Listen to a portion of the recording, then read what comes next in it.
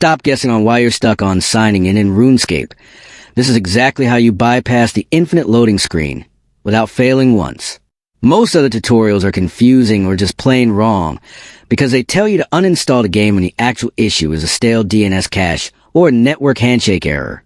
Before you lose your mind staring at that loading circle, you need to understand the logic or you will just get stuck again after every game update.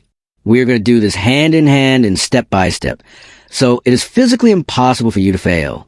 Here at Rexist, we are the authority on fixing game-breaking login loops.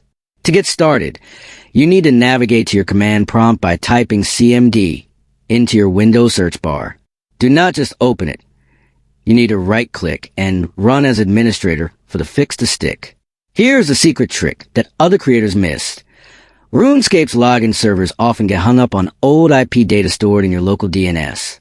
You must type IP protocol configuration /flushins and hit enter. The game script requires a fresh connection route to verify your Jagex account tokens. You are doing great, and we are seconds away from getting you back in the game.